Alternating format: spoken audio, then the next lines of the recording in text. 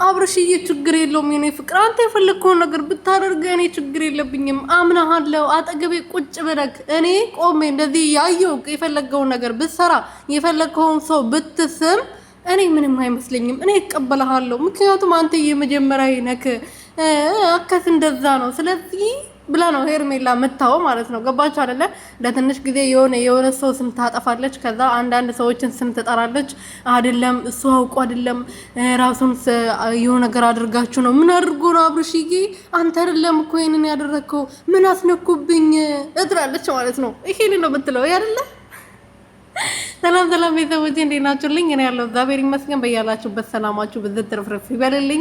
የኔ ውድና ወርቅ እንቁ የሆናችሁ ቤተሰቦቼ በጣም ወዳችኋለሁ፣ አከብራችኋለሁ። ክበሩልኝ። በያላችሁበት ሰላማችሁ ብዝት ይበልልኝ።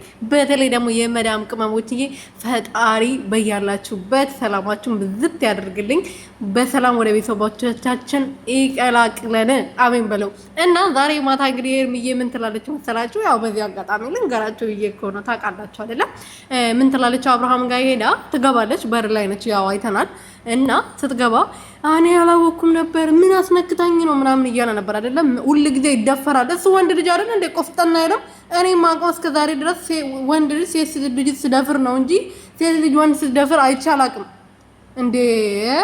ሁሉ ጊዜ እሱ ተደፋሪ፣ ሁሉ ጊዜ በቃ እሱ ስራውን ሰርቶ የፈለገውን ነገር ቦታው ላይ ካደረሰ ሁሉም ነገር በቃ እንትን ከጨረሰ በኋላ እንዴ እኔ የት ነው የመጣሁት? ማን ነው እዚህ ያስገኘኝ? ስንት ጊዜ ከሄርሜላ ጋር አንድ ቀን አድሮ እንዴት ነው አንቺ እዚህ የመጣሽው? እንዴት አደርሽ ይላል። ከሩቲ ጋርም እንደዛው ከፍቅርም ጋር እንደዛው። አረ አንተ ምን አይነቱ ማፈሪያ የወንድ አልጫ ነህ በእናትህ። አረ ቆፍጠን በል አንዳንዴ ድፈር።